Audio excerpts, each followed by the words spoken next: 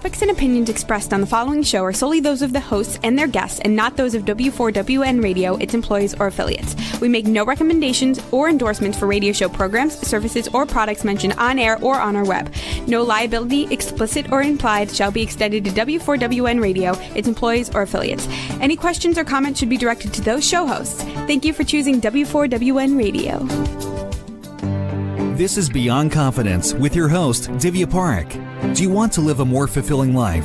Do you want to live your legacy and achieve your personal, professional, and financial goals? Well, coming up on Divya Parekh's Beyond Confidence, you will hear real stories of leaders, entrepreneurs, and achievers who have stepped into discomfort, shattered their status quo, and are living the life they want. You will learn how relationships are the key to achieving your aspirations and financial goals. Moving your career or business forward does not have to happen at the expense of your personal or family life, or vice versa. Learn more at www.divyaparekh.com, and you can connect with Divya at contact@divyaparekh.com. This is Beyond Confidence, and now here's your host, Divya Parekh. Good morning, listeners. It's Tuesday, and of course, I'm thrilled to be here with y'all. Yesterday, something very interesting happened. I was speaking. Robert, actually one of our previous podcast guests, amazing guy. He invited me to speak to his leadership cohort. And then the questions I heard from them were just amazing. That AI is going so fast and so rapidly that it is increasing its reasoning, it's increasing its capacity, and there's so much more to learn. That how do we go ahead and implement AI confidently? Like, do I need to know everything about AI? And here's what I'm going to share with you that I shared with the decision makers yesterday. You don't need to know everything about AI. It's about building your metacognitive skills so you can train AI, and AI can be there to augment you. AI is not the answer and a magic wand to all the problems. The answer is you. And if you are looking to stay up to date and future-proof your business and career, then AI agency is for you. And it was very heartening yesterday to hear how the book is helping them out, make the right decisions. So thank you to each and every one of you who have got our books. Really appreciate each and every one of you and sharing your thoughts with us. So without further ado, let's bring in our guest. Welcome, Bruce. Hi, Divya. How are you? Good to have you on the show. Yeah, it's a pleasure to be here. Absolutely. So, Bruce, we usually start out with whether it's a moment or a person in your life that left an indelible positive mark on you. What would that be? Yeah. I would say, there's been series of them. I've done a lot of competitive sports over the years, so a lot of them are coaches of various sorts and shapes. And I think on the sports side, early, I remember high school was a competitive cross-country skier, and our coach, the team coach, I think was really instrumental about teaching me the power of discipline and training, and what it, showing up every day, doing the reps, doing the work, and not only to get the reward in terms of being able to perform well and get on the podium, but really kind of enjoying that process and kind of the discipline and the work for its own sake, and just being really appreciating the power of enjoying disciplined work. And I think that served me throughout my life. And then on the business side, I had a gentleman I worked with, Tom Nicholson, was kind of the first agency I worked with when I got recruited to New York, and just seeing his approach to kind of entrepreneurship. And we went from a 50-person kind of very boutique agency in the New York City area to 1,800 people globally, 14 offices across Europe, right? That kind of whole growth process, and seeing him navigate that, and both the challenges and also the successes, right? It was like that he was very instrumental in kind of my entrepreneurial business world. And what really resonated with me was that enjoying the discipline work. And so many times what happens is is that as you're talking to people, as you talk to your clients, it almost seems like discipline has become a lost art. Have you experienced that? Yeah, I think I would say, well, there's probably a couple of things around it. I do think there has been kind of a culture of quick wins and hacks and, Uh-huh. finding kind of ways around doing the hard work, which I certainly appreciate, like being smart and look, if you can find a better, faster way of doing something, let's do that. Um, but I think sometimes we kind of fall into this, let's avoid hard work at any cost and take the shortcuts, even when they do leave us short in terms of the actual results. Um, so I think there's a little bit of a culture of that I've seen in the business world that I sometimes feel like we're too focused on that and not focused on just putting in the reps. Um, and I think a lot of it too is things are moving so quickly that I think some people lose confidence that the reps are actually going to get them somewhere. So it's like, okay, well, I'm going to spend 3 years on doing this, right? Is the world really going to be the same in 3 years? And is too much going to change where I lose confidence in the ability for the work to actually deliver the results? And so, and I think that's real in many cases. Like we do need to kind of think through, like, yeah, what are the forces? What are the plays? How do we stay on top of things so that if the plan needs to change, we change the plan. But I don't think it means we need to give up the reps. We just need to really make sure that we're continuously updating the plan and being very situational aware of what's changing, and then make adjustments accordingly. But I would say those are the two big challenges I run into there. Yeah, you definitely brought up a great point over there, and it's almost you cued us in as to what I was mentioning earlier. It is about, yes, what can the tools do for you? Yeah. And then what can you do? And as you mentioned about that fast pace. So the way I see it is it's so important to have that disciplined decision making as well. So discipline just doesn't mean towards the actions, but it's also about how are you making that decision making? Yeah. Are you evaluating consistently? As you mentioned, things change. And is your business or your career going to be relevant in 3 years' time? So it's about adapting and pivoting as things change while being focused on the reps, as you mentioned, because I haven't seen anyone building muscles, building their six packs or Yeah.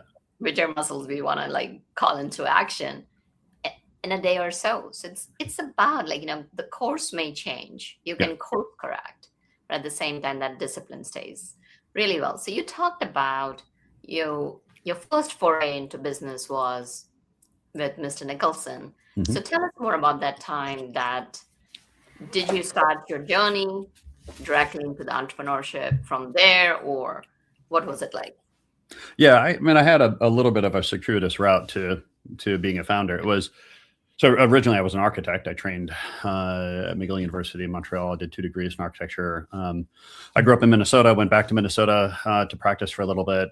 Started working with a kind of mid-sized firm in the Twin Cities, and fairly quickly realized that the profession, the practice of architecture, was very different than the training of architecture, and was, I think, a little disenchanted with how I saw the kind of profession playing out. Fortunately, at the time, I had done a lot of computer work as part of my architecture education, and was working with the design lead at the firm to do more kind of computer modeling and animation work. I was kind of hot in the computer, so leveraged that. And at one point, just realized the world was kind of shifting. I got contacted by an agency, really a recruiter out of New York, who they were looking for people who could do this 3D modeling work for more interactive media kind of stuff. So originally it was very high end CD-ROMs and museum kiosks and things like that. The web was just kind of taking off, and I got recruited, and I kind of made a decision at that point that I had an opportunity to kind of pivot a little bit, leverage some of the skills and capabilities into a new kind of uncharted territory. It was exciting. I got to move to New York. I got to work with kind of agency world, and I kind of jumped both feet into the deep end on that one. And I kind of joke, if I really knew everything if I knew everything that I learned over the process originally, I probably wouldn't have made that switch. But I did, and I'm glad I did. But yeah, that got me into kind of the agency world, and then we were working with a lot of growth companies and startups, and converting people into kind of digital businesses and stuff. So I think I just got the business bug. I got very into strategy. I got very into technology, and I spent 6 years in the agency world, and then founded my own tech company back in 2002.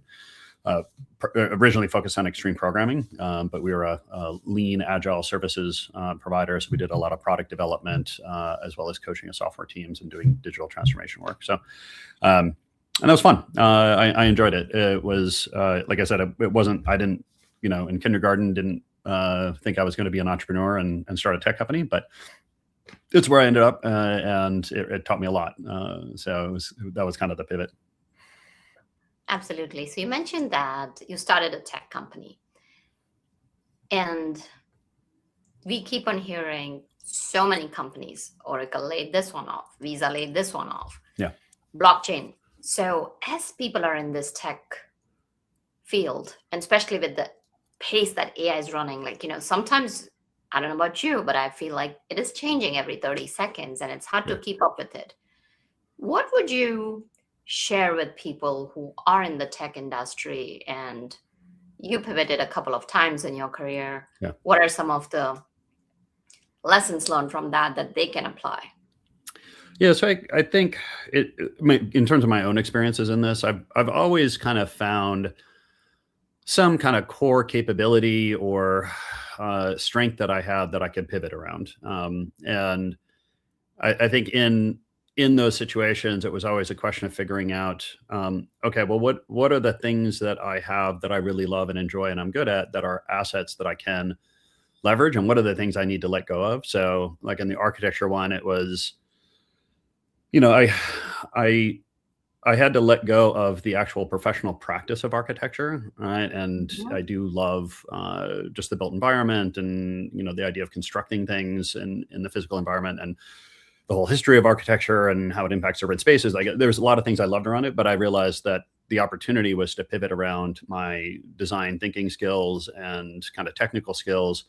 So, being willing to shed certain things and then double down on other things in making that pivot, and then seeing, okay, where else can it be applied, right? So, and even in companies now, when I'm coaching folks, when we look at innovation and where we're going to grow the business, I say that we've got products and services and capabilities, and we've got clients and relationships, and we want to pivot around one of those. Like, either we want to take the relationships that we have and find new products and services that we can be offering them, or we want to take the products and services and find new relationships that we can sell them into. But we don't want to move both, right? Like, trying to move both is there's not enough stability, or you're not leveraging enough. So I think anytime I'm looking at kind of a career change, and going from architecture to kind of digital media, then to entrepreneurship, then to coaching, they all maintain something. There was something that I pivoted around, and then there was something I was willing to give up. And figuring that out, I think, is the art of the pivot. Mm-hmm. And you brought up a really good point that, either you can build new product and go look for new relationships, or growing with your clients, that as your clients are expanding, you keep on giving them the features or new products, so you're growing with them. And both of them are really great approaches. Mm-hmm. So let's say you are a decision maker of a company. How would you go?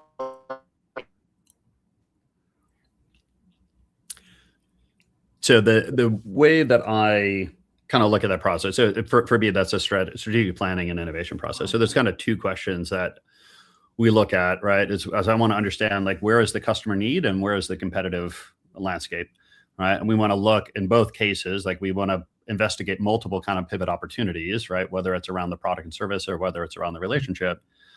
And in each case, develop a strategic map that says, okay, well, what are the needs? What are the sort of deeper customer needs that we can address in those areas? So I want to get deep on really understanding what those needs are, how a customer is actually making that buying decision, how are they perceiving the evaluation process? And then I want to understand, well, what does the competitive landscape look like? Like, what are the other competing products and services in that space? both direct and indirect. So, things that are going to look like me, but also other ways in which the customer could solve those problems. And I want to see where there's an opportunity to really differentiate and create an advantage, right? And if I see a very competitive landscape where I don't really have a unique insight into the customer needs, and there's a lot of very similar options out there, right? There's no real competitive advantage there. I want to look for that area where I do have, a very noticeable or at least executable differentiation strategy in that market. So at a high level, I do that, and there's a lot of details around that, but I think that's the art of strategy. Definitely, and it makes sense because you got to see whether, if you're servicing your existing clients, whether it's going to be viable in a few years' time or not. So given that, let's say, people have gone through the strategy planning and whether we need to innovate or strengthen things that we already have. Yep. So usually companies look for scaling. And as you are scaling, what are some of the systems you can strengthen today that will scale as well?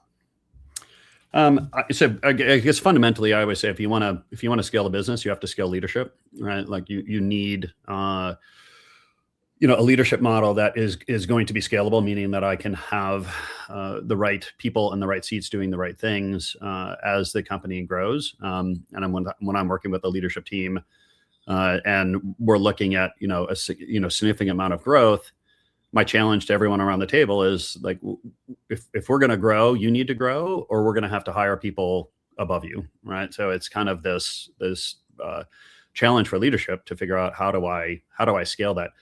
And the fundamental challenge there, I would say, I think most people understand you're going to have to learn new things, and I think most people are willing to do that. I think it's still hard, but you've got to learn new things. I think the challenge that most people don't anticipate, and I think is usually where people get tripped up, is you have to actually unlearn a bunch of things, because oftentimes the strategies, the skills, the capabilities that got a team to a certain level, if they don't let those things go, it's going to hold them back, right? So their ability to let go, to delegate, to take on new leadership styles, to not micromanage, to build systems rather than directly involved in things, communication, data collection, decision making, like all that stuff becomes fundamentally different. And if you don't let go of the way you've done it before, you're going to get hung up.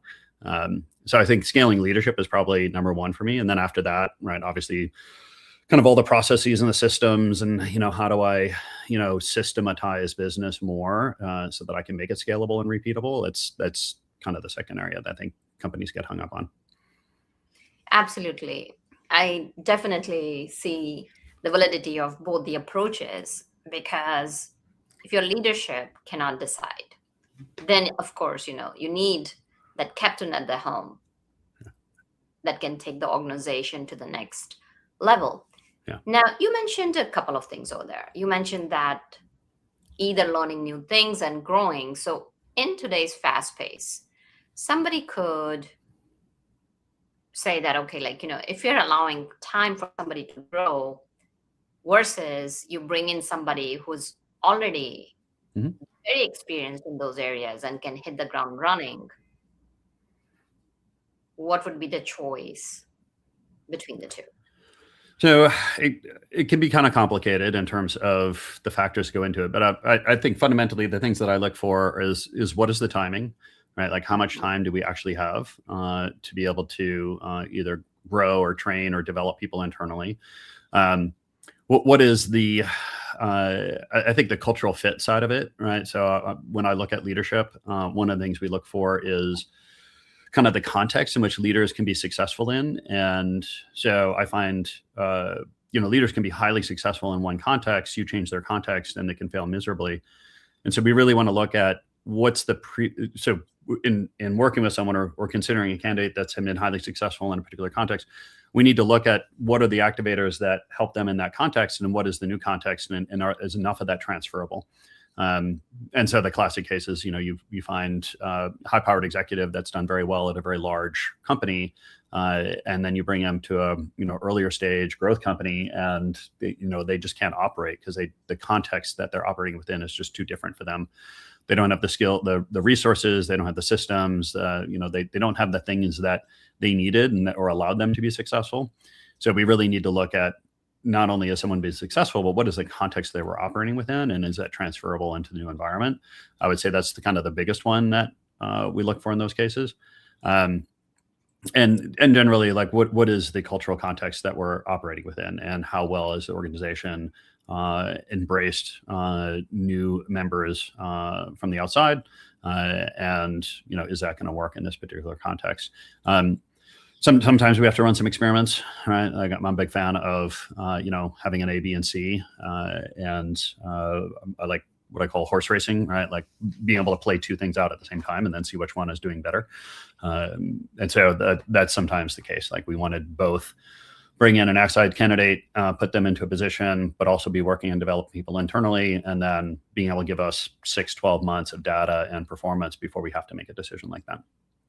Yeah, and that's definitely a powerful approach, because even in marketing, as we talk about A/B testing, and that's usually a good way to go about it.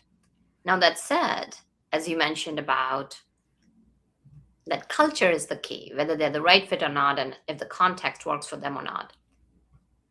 How do you go about, let's say you've brought in a new CEO, and I'm sure, just like any other human beings, they make mistakes. So what are some of the mistakes that they end up making? So for new CEOs coming into a new organization, I think it probably runs two gamuts. One is they move too quickly, and the other one is they don't move quickly enough, right? So, I think there's a little bit of an art, particularly, anytime an executive, whether you're coming in with a team or a department or coming in to run a company, there's a certain amount of listening that you need to do, and data sort of collection and observation that you need to do before you can really make clear and certainly important decisions. And I think there's two folds around that. One is informational. It's like for the CEO, like she or he needs to really make sure that they really do understand, right? Like there's just information you're not going to get until you immerse yourself in the situation, until you have the experience with the other leaders, until you actually are inside the company. So I think the first category of mistakes that get made are too many assumptions, right? Like they've done their research, or I've been in this situation before, right? Like I get it, right? Like, and they just miss big things that they could have gathered if they just would have paid a little bit more attention, in the first 30, 60, 90 days, right? Just being a little bit more open to learning and experiencing and perceiving things. I think the other side of that is for the team is feeling heard and feeling seen and feeling listened to is important. So even if you do know exactly what's going on and exactly what needs to be done, taking some time to hear people out and actually have the conversations and build those relationships and build trust and get to know people, even if it doesn't change any of your strategies or what you're going to implement, you now have enough trust and relationship with the people that are actually going to execute that they're willing to listen and give it a try.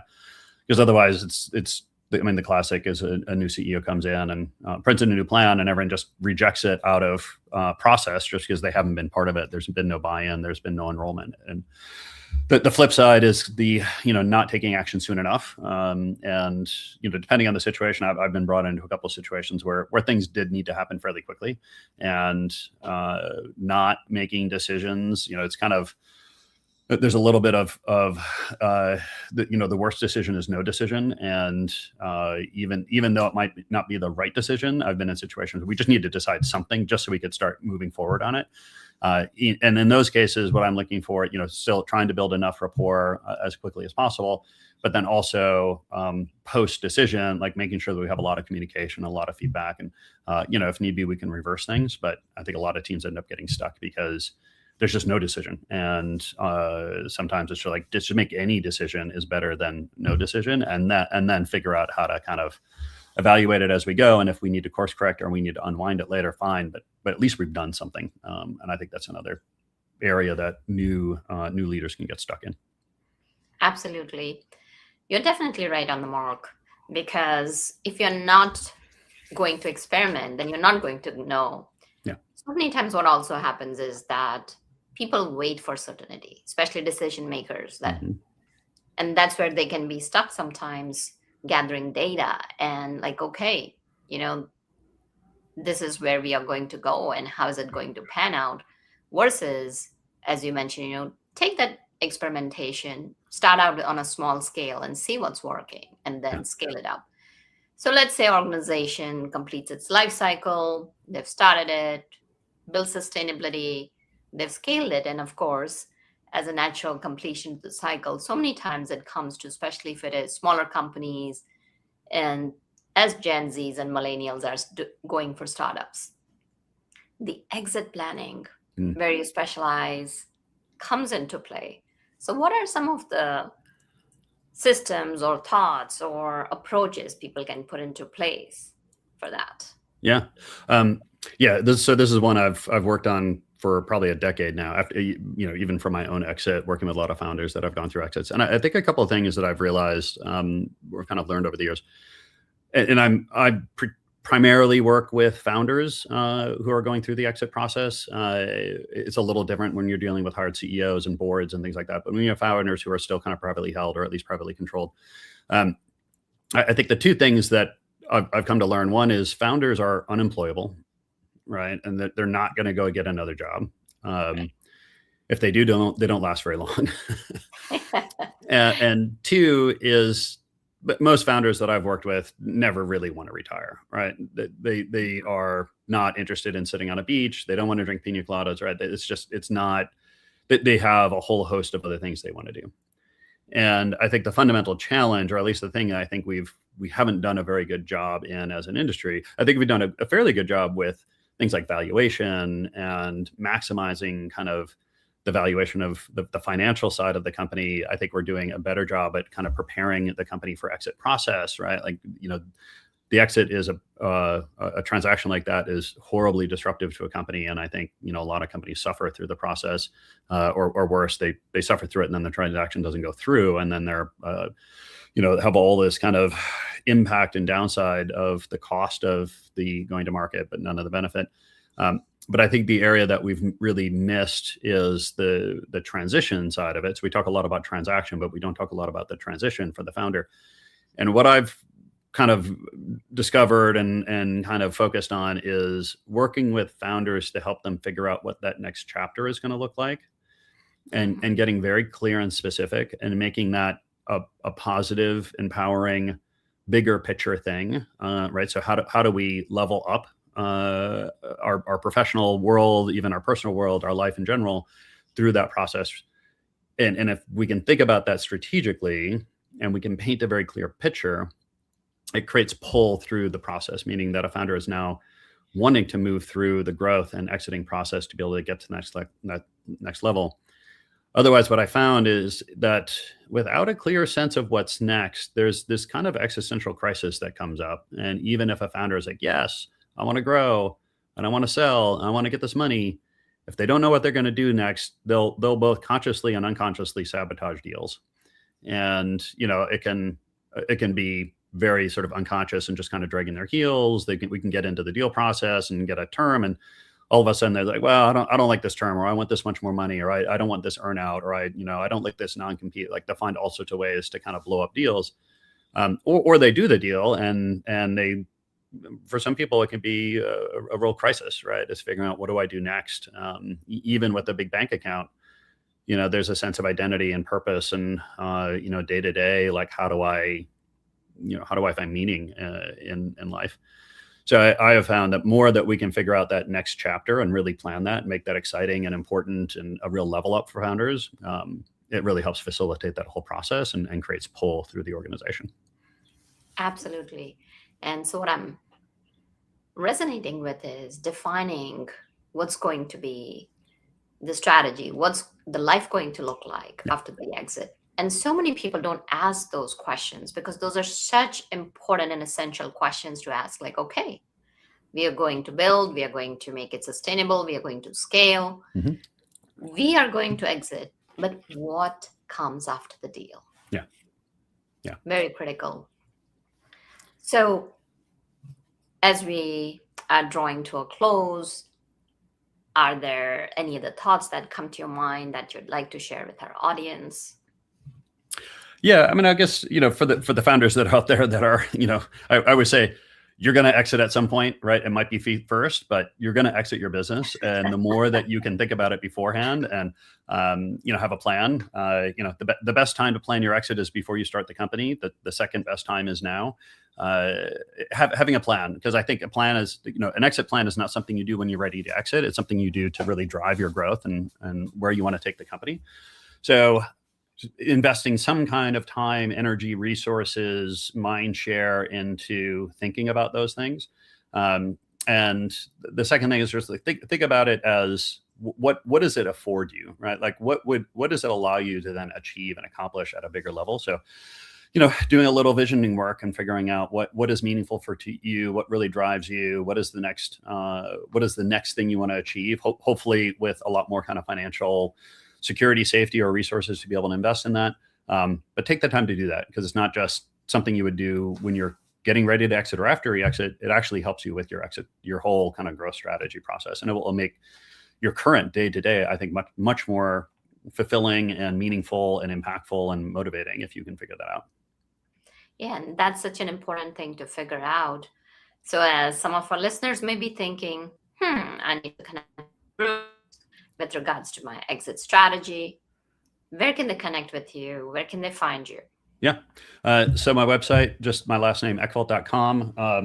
On there, if you go to /book, is my book Springboard in Focus, which is about founder exit strategies. There's a lot of kind of general stuff in there around a lot of these questions that we're talking about, as well as a whole bunch of more specific kind of tools, techniques you can use to kind of answer some of the more objective questions. But yeah, I would say anyone who's interested in kind of grappling with the post-exit world vision, pick up the book, give me a ring. I'd be happy to talk to them about it. Well, fantastic. Well, thank you for joining us, Bruce. It was enjoyed our conversation. Thanks, Divya. It's been an absolute pleasure. Absolutely. And thank you, wonderful Beyond Confidence family. We love you, and we love that you reach out to us and you share your thoughts. I know some of you have been such avid followers, and I treasure you. Just want to share that. And reach out to us like you always do. Let us know how we can serve and support you. And thank you, Juan, who is our tech genius. And be well and take care until next time. Thank you for being part of Beyond Confidence with your host, Divya Parekh. We hope you have learned more about how to start living the life you want. Each week on Beyond Confidence, you hear stories of real people who have experienced growth by overcoming their fears and building meaningful relationships. During Beyond Confidence, Divya Parekh shares what happened to her when she stepped out of her comfort zone to work directly with people across the globe. She not only coaches people how to form heart connections, but also transform relationships to mutually beneficial partnerships as they strive to live the life they want. If you are ready to live the life you want and leverage your strengths, learn more at www.divyaparekh.com. And you can connect with Divya at contact@divyaparekh.com. We look forward to you joining us next week.